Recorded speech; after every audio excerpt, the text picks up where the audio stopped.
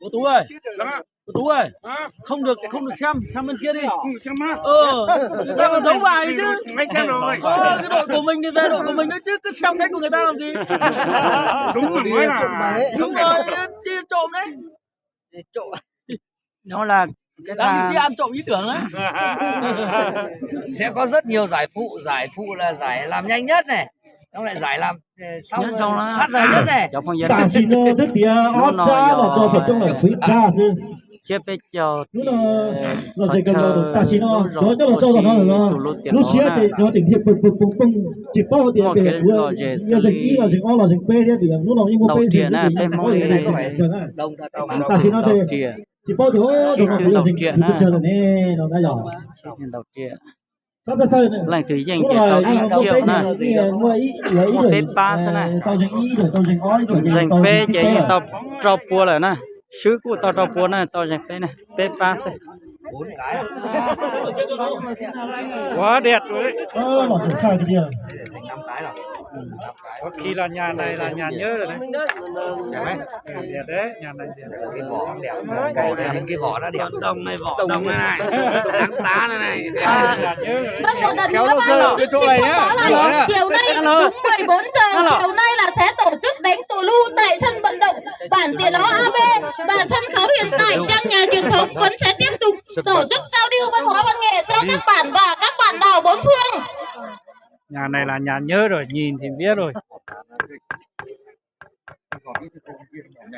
Qua đi接不到啊，不到是接啊。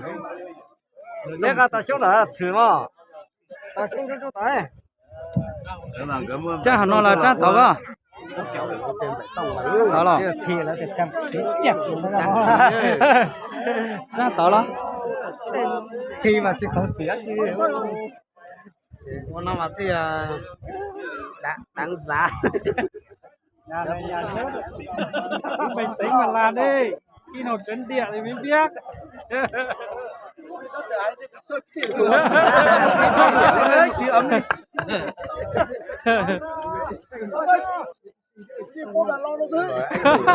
Thôi lo về đi nhà rồi à. Cứ là tạt bánh sữa mà nhá đấy. Đấy, A Lử tuần nào cũng đi chợ Pu Nhi lên là giao đẹp. Chỉ tàu dành ý là gì, tàu dành tê, nghe tàu trâu cua liền. Chào có tàu lên. Nhìn cái này là nhớ rồi. Nhớ kia rồi. Lấy con dao gọi đi đi anh, nó đem. Này không được nhớ nữa, ai được nhớ này. Chả cho chua tua chứ sai nè. Đấy hả?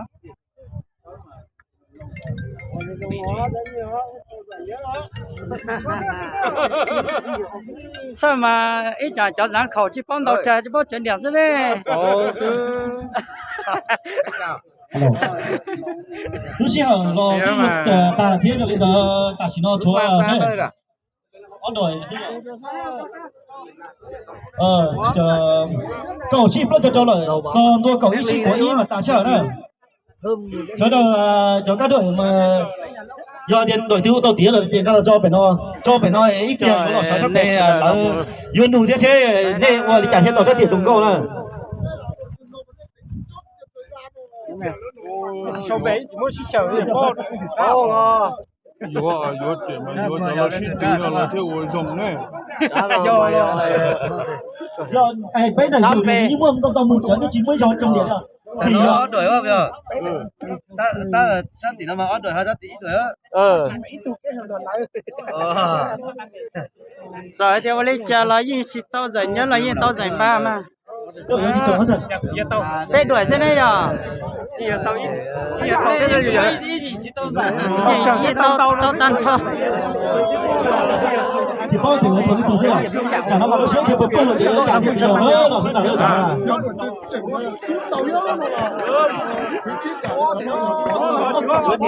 Đấy chỉ hướng dẫn còn chế bí thư mà chế. đó là những đồ dùng thể là cái này Thì có những đội sẽ bằng điểm nhau thì phải dùng cái thời gian nè chỗ trường bản cho trường đuổi đi để ý là chiều nó yếu tàu tôi lu thổ oxy tổ sân vận động can thủ buổi sáng mà bây giờ tuần chúa buổi chiều mà bây mà đi chốt anh giải chương trình núi cử đô nê đó mà can thủ buổi sáng mà bây giờ chốt anh nó mà bây giờ chương trình đẩy lên cô lên tới và can thủ buổi sáng mà bây giờ tuần chúa thế này tuần thánh này can thủ buổi chiều mà bây mà đi thi khanh thế này đứa con đó Trông chắc là này.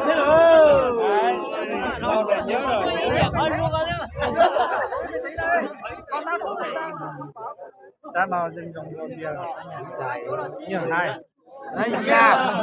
Rút ra thì kia kia. tránh luôn đi rồi mà đi chọn điểm tốt điểm sai chứ dù giờ tiếng này mà đây là cái đây đây chỗ đây là cái chè lấy chỗ lên tàu thế lấy chỗ bao cái khâu lấy u hao lư nữa giờ đây sao được tiếng rồi đây sao được tiếng đây là nó đây chỗ đây bấy đuổi đây là sợ sắp phải no đó đây bấy đuổi đây là sợ sắp phải no đây là sợ sắp phải no lúc là đây cô hẹn tàu chính cười thế lúc chiều là cô chỉ tàu tà để chỉ để tôi tiếng ở trên bếp bắt đầu chấn rồi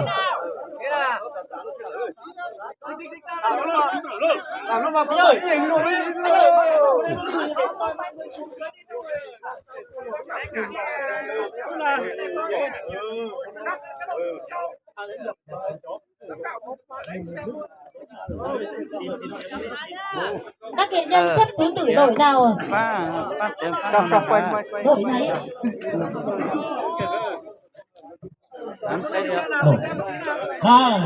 giờ rồi đây sẽ là chơi cái ông chào đó lúc nào chào với mấy người giải nhất kia đó rồi nó lại cho tôi phải khá là mà lớn chứ mà bùng rồi chỉ bao để lên từ đường thi đi thôi thì bê luôn sáng rồi tôi nhà cái cả giải đá nữa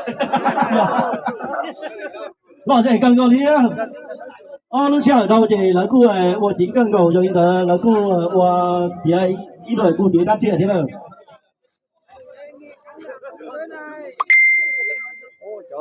cho thằng khẩu cho giờ nó sẽ sao sai rồi dùng thế đó rồi này là có chấn là nó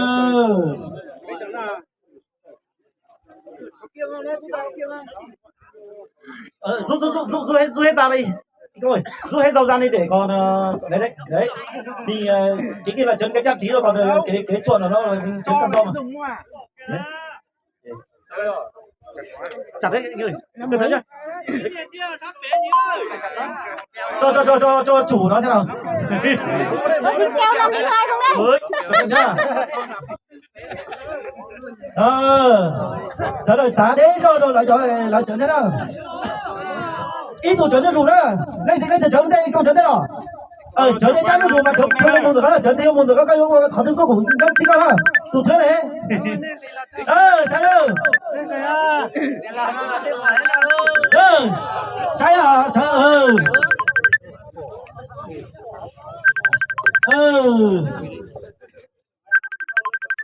họ còn mà có chấn đi đặt của cái chỗ cơ họ làm mà đi chấn nhiều hơn người đây thì chấn nhiều mà thế này họ giống như chấn trong ý giả thế này cái gì mà cái người phải nhớ rồi trả lời rất hồi hộp và rất hồi hộp giây phút hồi hộp nhất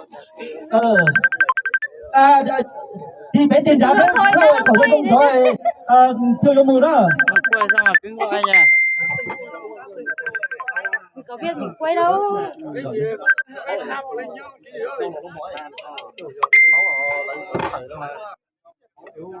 xem dài không gõ nhau đúng không đúng không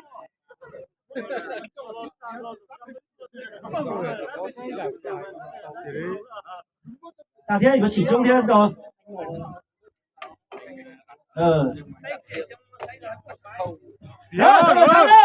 cho cái số nó bảo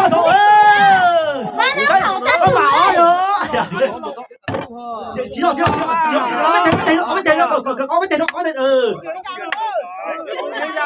Đúng không? Qua đuổi rồi. Đuổi vào. Đuổi đi chừng điểm thôi. Đánh kho rồi đó. Đây này, nó khác quá lại.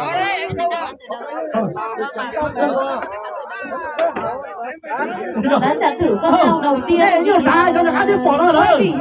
Nè, như trái cho nó. Nè, trái đấy rồi, cho cá tiếp bỏ theo. Nè, trái đấy rồi, nó trả lại cho cá tiếp bỏ theo. Nè, trái đấy rồi, chờ nó rồi, phóng viên được quay thứ này, nên trả là cá tiếp chứ. Còn lấy cho đến tiếp bỏ thế. Để xuống bàn đấy. Đấy.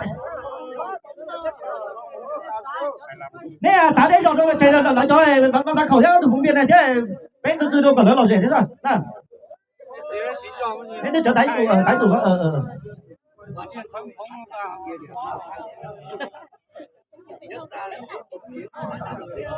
chỉ là nên phải chính pha chứ trả lên tuần trên mình hơn nè sao trả nên trả nào chỉ là chuyện thứ trả gì muốn cái khơi muốn cái cổ không hay luôn đi trả đâu rồi cái ra khẩu nó gì cũng trả đâu nè chỗ này nói chuyện nói chuyện tôi với cả mấy con thứ nè chỗ là con nè nè yêu trả chuyện đâu nè trả gì chơi đâu lỡ chơi đâu lỡ qua thứ thế nào thì cái của này có biết đồ sâu cái gì mà muốn bỏ lỡ gì muốn bỏ thì nó chưa có điện thế bỏ thì nó chưa có điện nó mày rồi nó nè trả đấy còn đấy đâu chia lỡ qua tôi nhập cái gì rồi đi rồi đó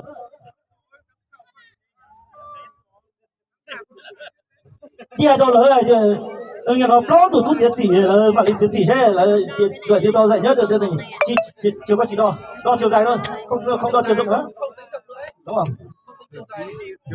rồi ta thiệt lo xem đó nào quý vị cùng hướng vào kênh nha ơi ôi đã rồi mà chưa trả đi ơi con ra tử có nhiều con ra như cái gì lón to thôi